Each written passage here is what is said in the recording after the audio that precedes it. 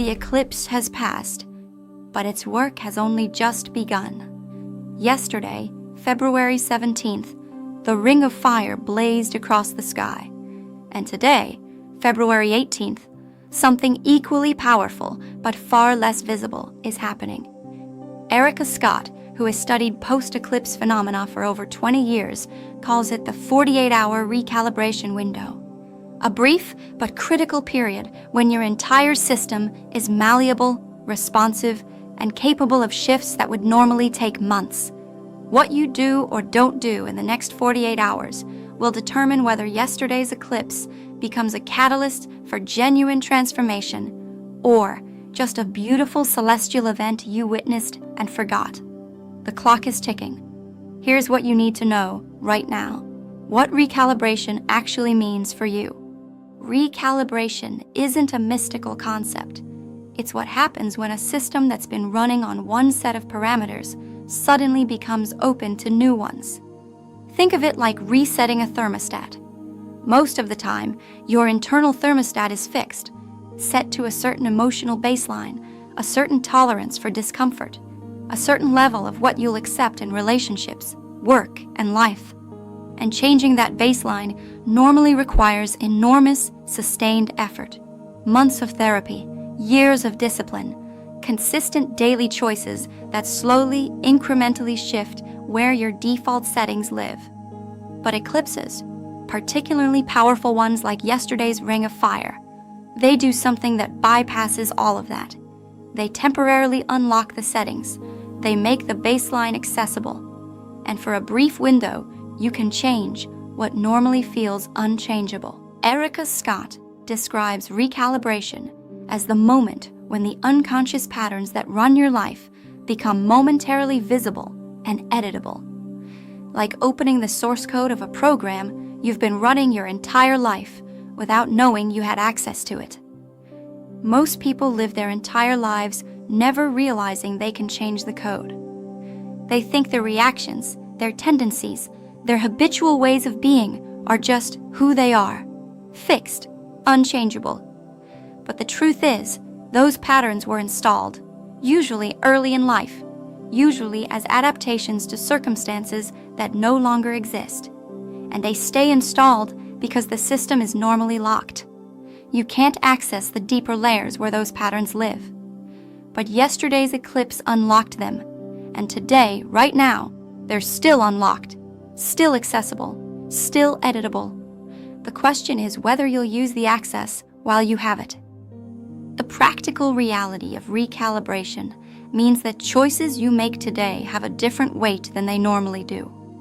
It's like the difference between writing something in pencil and carving it into stone. Most days, your choices are written in pencil. They matter, but they're not permanent. They can be erased and rewritten relatively easily. But during the 48-hour post-eclipse window, the choices you make get carved deeper. They imprint at a level that affects not just tomorrow, but the entire trajectory of the coming months. A boundary you set today holds firmer than one you set last week. A pattern you consciously choose to break today stays broken more completely. A new direction you commit to today carries more momentum. This isn't magic. It's the practical mechanics of working with a system that's temporarily in a state of unusual receptivity. And the people who understand this, who use these 48 hours intentionally, they experience shifts that others spend years trying to create. Erica Scott maps the 48-hour window. Erica Scott has been mapping post-eclipse windows for 2 decades. And what she's discovered is that the 48 hours immediately following a major eclipse have a very specific arc, a rhythm, a sequence that repeats with remarkable consistency regardless of the specific eclipse or the specific person experiencing it. The first 12 hours after the eclipse, roughly yesterday evening through this morning, are what she calls the void period. Everything feels unsettled, ungrounded, like you're floating between 2 worlds without fully belonging to either. Sleep during this period is often disrupted, strange, populated by dreams that feel significant, but whose meaning isn't immediately clear. And waking consciousness has a thin quality to it. Like reality is less solid than usual. This isn't disorientation, it's transition. The old patterns have been loosened, but the new ones haven't solidified yet. And that in-between space, it's uncomfortable but essential. The next 12 hours, which is roughly where we are right now, mid-afternoon on February 18th, is what she calls the choice point window. The void is beginning to settle. The floating sensation is lessening, and in its place comes a quiet clarity about what wants to change. Not an urgent, forced clarity, but a gentle, almost obvious knowing. You might find yourself thinking about a situation that's been confusing for months, and suddenly, it's not confusing anymore. The right direction is just clear. Or you might notice yourself making small choices differently than you normally would, saying no when you'd normally say yes, reaching out when you'd normally withdraw, choosing rest when you'd normally push.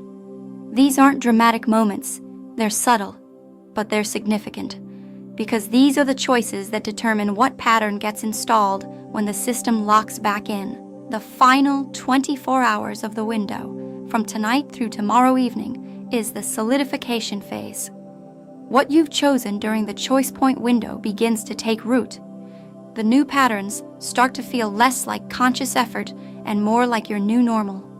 The system begins to restabilize, not back to where it was before the eclipse, but at the new level you've been operating from since the eclipse passed. And by the time the 48-hour window closes, usually around sunset on February 19th, the recalibration is complete. The code has been rewritten, the baseline has shifted, and what felt temporary becomes your new default. Understanding this arc helps you work with it consciously rather than stumbling through it unconsciously. We're currently in the choice point window, and the choices you make in the next several hours, they matter more than you might realize. Yesterday's eclipse loosened everything inside. The ring of fire eclipse yesterday didn't just move across the sky. It moved through your internal architecture. Every structure you've built, every defense, every coping mechanism, every carefully maintained boundary between conscious awareness and buried truth, all of it got shaken. Not destroyed, shaken, loosened, made less rigid. And today you're living in the aftermath of that loosening, which is why everything might feel slightly off, slightly unstable, like you're not quite yourself, or perhaps like you're more yourself than you've been in years, but that more yourself doesn't fit comfortably into the life you've been living. That discomfort isn't a sign that something's wrong. It's a sign that yesterday's eclipse did exactly what it was meant to do. It loosened the grip of the familiar, and in that loosening, space opened. Space for something new to enter. Space for something old to finally leave. What specifically got loosened varies from person to person, but there are common themes. Beliefs about what you're capable of got loosened. Assumptions about what's possible in your relationships got loosened. Certainties about your identity, who you are, what you want, what you're here to do, they got questioned in a way that normally would take months of crisis to achieve. And attachments to outcomes, to people, to versions of yourself that you've outgrown, but keep clinging to out of habit, those attachments loosen their grip. Not permanently, not yet. The loosening is temporary. Like a knot that's been soaked in water, it's easier to untie right now than it will be once it dries and tightens again. And the 48-hour window is the soaked state, the moment when the knot can be worked free with far less effort than normal. But you have to work it. The loosening creates the opportunity, but the untying, that's your choice. The most important thing to understand about what yesterday's eclipse loosened is that it can re-tighten, and it will if you don't consciously choose differently during this window. The human system naturally returns to familiar patterns. It's a survival mechanism. Familiar equals safe, even when familiar is actually limiting. So unless you actively choose new patterns during this brief period of openness, The old patterns will re-establish themselves by default, and you'll wake up next week feeling like the eclipse moved through you without changing anything. That's the tragedy Erica Scott sees repeatedly. People who feel the loosening sense the opportunity but don't act on it, and the opportunity passes, the system locks back in, and the chance is gone. The loosening is a gift, but gifts unused are eventually withdrawn, and the window to use this one is right now. But knowing your system is loose isn't enough. You need to understand why today specifically is your most powerful moment for lasting change. Ahead in this video, we'll explore why choices made in the next 24 hours carry 10 times the weight of normal decisions, why relationships are especially fluid right now, and exactly how to lock in your new baseline before tomorrow night. Keep watching. Today, your system is unusually responsive. Your nervous system, your emotional body, your subconscious patterns, all of them are in a state today that neurologists might call heightened plasticity, and spiritual teachers might call exceptional receptivity. Both are describing the same reality. The systems that normally resist change because they prioritize stability, today they're open to change, not just willing, actively receptive. It's like the difference between trying to plant a seed in frozen ground versus freshly tilled soil. The seed is the same, the effort is the same, but the ground's responsiveness to receiving that seed is completely different. And today, your internal ground is freshly tilled, ready, responsive. Whatever you plant goes in deeper and takes root faster than it would on an ordinary day. This responsiveness shows up in subtle ways you might not immediately recognize. You might notice that a decision you've been agonizing over for weeks suddenly feels simple. The pros and cons haven't changed, but your ability to choose has. Or you might find that a habit you've been trying to break for months, today you just don't do it. Without white knuckling, without a huge internal battle, you just don't, and it feels natural. Or you might have a conversation that you've been rehearsing in your head for ages, and today the words come easily, honestly, without the usual armor. These aren't accidents. They're evidence of a system that's temporarily less defended, less rigid, less committed to keeping everything exactly as it's always been. And that temporary state, it's your invitation. The challenge with heightened responsiveness is that it cuts both ways. Your system is more receptive to positive change, yes, but it's also more vulnerable to negative imprinting, which means that today is not the day to indulge in the lowest versions of your patterns. It's not the day to numb out with substances, screens, or any of your go-to avoidance strategies.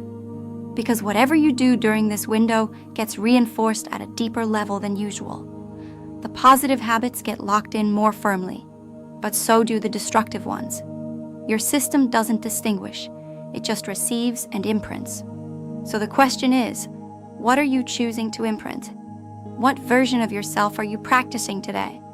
Because today's practice carries more weight than yesterday's did, and tomorrow's will carry less than today's does. The window is now, and the responsiveness is real. The window closes tomorrow night, forever. There's a finality to eclipse windows that people often don't grasp until it's too late. They think they can revisit the energy next week, next month, whenever they feel ready. But eclipse energy doesn't linger. It arrives, does its work, and departs.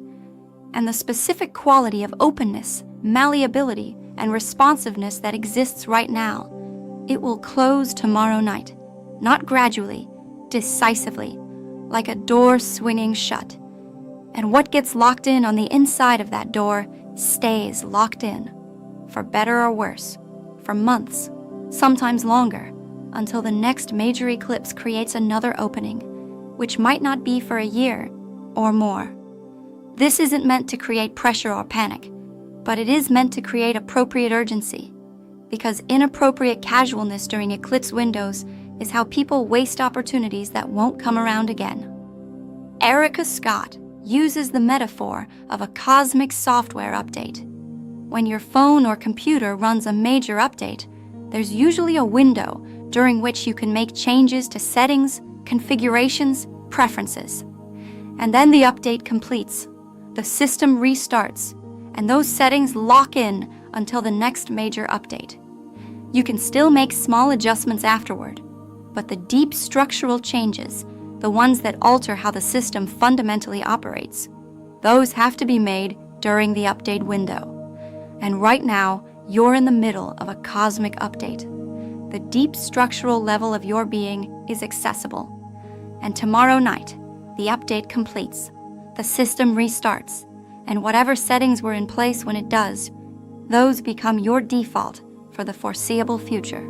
The reason the window closes so definitively is that the energetic environment that created it dissipates. Eclipses are astronomical events, yes, but they're also electromagnetic events. They create measurable shifts in the Earth's magnetic field, in the ionosphere, in the subtle energetic matrix that all biological systems exist within. And those shifts create the conditions for the internal shifts humans experience. But electromagnetic conditions don't sustain themselves indefinitely. They peak, they plateau briefly, and they fade. We're currently in the plateau.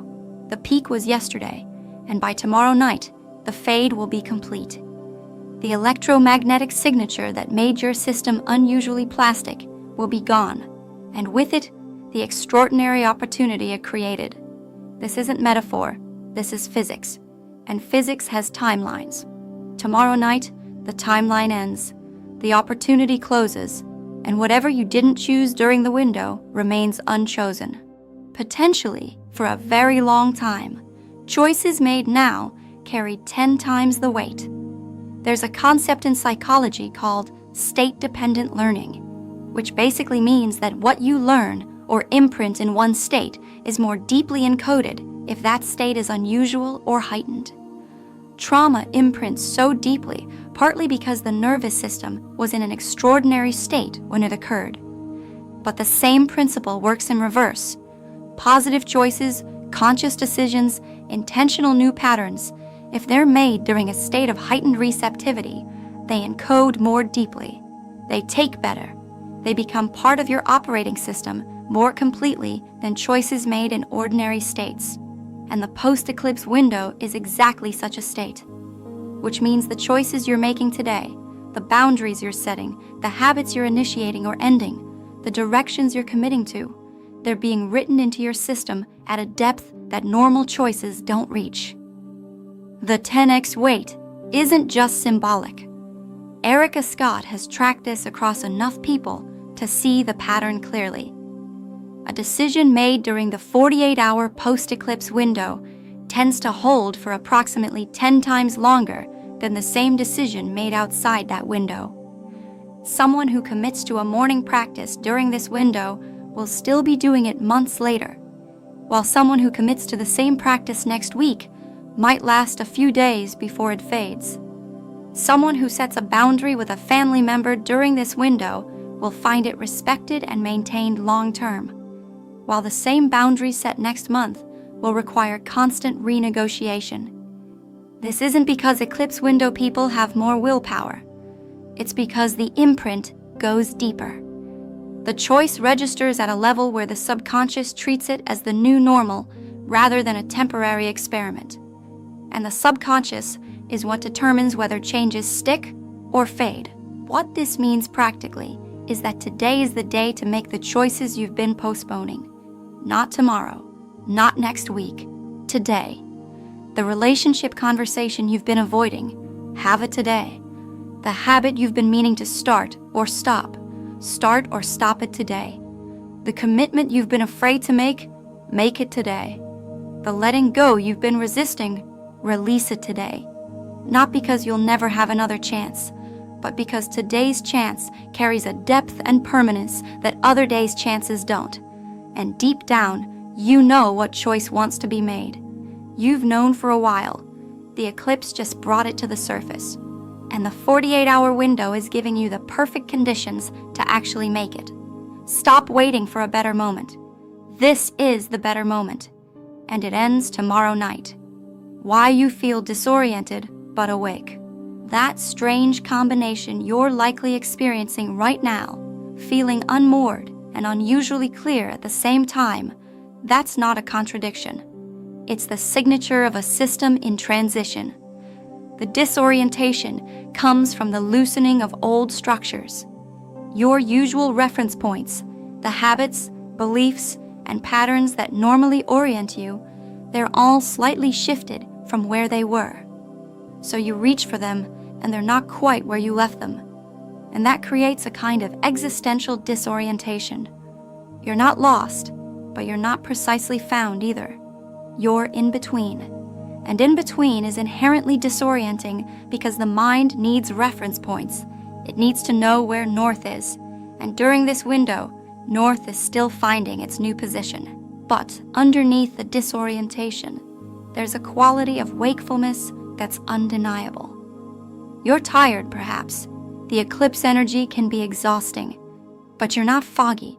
You're actually more lucid than usual, more present, more aware of what you're feeling, thinking, choosing. It's as if the volume of your internal experience has been turned up. Everything is more vivid, more immediate, more true. And that combination, disoriented but awake, is actually the perfect state for conscious change, because the disorientation prevents you from falling back on autopilot, and the wakefulness allows you to make new choices consciously. You're not sleepwalking through your patterns. You're awake inside them, and awake, you can choose differently. The disorientation will pass as the window closes and the new patterns solidify. By this time next week, you'll feel grounded again, oriented, clear about where things are. But the wakefulness, that's something worth trying to preserve, because most people live their entire lives on autopilot, reacting rather than responding, following patterns rather than making choices. And the brief taste of wakefulness this window provides, it can become a permanent feature if you value it enough to practice it. Pay attention to how it feels to be this present, to notice what you're feeling before you react, to have space between impulse and action, and then practice maintaining that space even after the window closes. The disorientation is temporary, but the wakefulness doesn't have to be. That's yours to keep. Relationships are especially fluid right now. The people in your life, the dynamics you have with them, they're all more changeable right now than they normally are. Not because other people are in their own eclipse windows, though some of them might be, but because you're responding to them differently. Your usual patterns with them have loosened. The roles you typically play have become less automatic, and that creates a fluidity in the relational field that's genuinely unusual. A relationship that felt stuck suddenly doesn't. A dynamic that seemed unchangeable suddenly shifts. A conversation that's been impossible for months suddenly becomes possible. Not because the other person changed, but because your internal positioning in relation to them changed. And when one person's position shifts in a relationship, the entire geometry shifts. This fluidity is a profound gift, but it requires conscious engagement to actually use it. Most people let relationship patterns run on autopilot. They react the same way to the same triggers. They play the same roles in the same dynamics. And they wonder why nothing ever changes. But during this 48-hour window, the autopilot has been temporarily disengaged. You can choose to respond differently, to speak the thing that's normally left unsaid, to hold a boundary that's normally porous, to offer vulnerability where you normally offer defense. And because your system is more plastic right now, those different responses can actually become new patterns, instead of just being one-time experiments that fade back into the old normal. The relationship itself can recalibrate along with you. The most important relationships to pay attention to during this window are the ones that have been causing you the most quiet suffering. The ones where you've been shrinking yourself, swallowing your truth, accepting less than you deserve, because those are the relationships where the pattern needs to change most urgently. And today, the pattern is unusually changeable. A conversation today can reset the entire relationship. A boundary today can establish a new baseline. A truth spoken today can break a cycle that's been running for years, but you have to initiate. The fluidity doesn't automatically create better relationships. It just creates the conditions where better relationships become possible. And whether that possibility actualizes depends entirely on whether you're willing to show up differently while the window is open. Tomorrow, the relationship might refreeze into its old shape. Today, it's still soft, still capable of becoming something more honest. Old patterns can't grip like before. One of the most powerful but least discussed aspects of the post-eclipse window is this. The old patterns that have been running your life are still present, yes, but they can't grip you the way they normally do. It's like they've lost their traction, their stickiness, their power to pull you into automatic behavior. You can still see them. You might even feel them trying to activate, but there's a space between you and them that doesn't normally exist, a gap. And in that gap, you have choice. You can observe the pattern without being absorbed by it. Feel the familiar pull without surrendering to it. Recognize the old response without performing it. And that space, that precious temporary space between pattern and response, is where freedom lives. For people who've been working on themselves for years, trying to break patterns that seem impossible to break, this window can feel miraculous. Because the thing that's been so hard to change suddenly isn't. The pattern that's consumed so much therapy, so much willpower, so much anguished self-examination just doesn't have the same hold today. And the temptation is to dismiss this as temporary relief that won't last. But that's a mistake. Because if you consciously choose different behavior during this window, if you practice the new response while the old pattern can't grip, you're creating neural pathways that weren't there before. You're teaching your system that another way is possible. And that teaching, if reinforced during these 48 hours, can actually become your new default. Locking in your new baseline today. By the time you go to sleep tomorrow night, the new baseline will have locked in. The recalibration will be complete. And whatever version of yourself you've been practicing during this 48-hour window, that becomes your default for the foreseeable future. Not perfectly, not without challenges, but fundamentally. The baseline is the level your system returns to when it's not under stress. It's the you that emerges when you're not consciously trying to be anything. And most people's baseline was set years ago by circumstances, traumas, adaptations that made sense at the time but don't serve them anymore. And changing that baseline is normally one of the hardest things a human being can attempt. But today, it's not hard. Today, it's available. And the question is simply, what baseline do you want to lock in? Locking in a new baseline isn't about grand gestures or perfect execution. It's about consistent, conscious choice during these 48 hours. Every time you choose differently, you're casting a vote for the new baseline. Every time you hold a boundary that you'd normally collapse, vote. Every time you speak a truth you'd normally swallow, vote. Every time you honor your needs instead of overriding them, vote. And by tomorrow night, when the window closes, the baseline locks in at wherever the majority of your votes landed. It's not about being perfect today and tomorrow. It's about being intentional. About making more new choices than old ones. About tipping the balance toward the version of yourself you're trying to become. That's all it takes. Erica Scott often reminds people that the post-eclipse window is not the time for passive reflection. It's the time for active practice. You can reflect next week. You can process next month. But today and tomorrow, you practice, you embody, you choose and choose and choose again.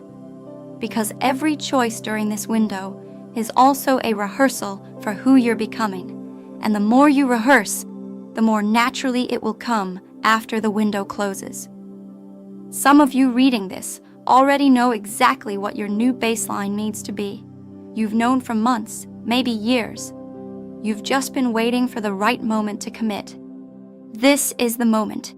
The window is open. The system is receptive. The opportunity is real. And tomorrow night, it closes. Make sure that when it does, you've locked in something worth living with. Because you'll be living with it for a long time.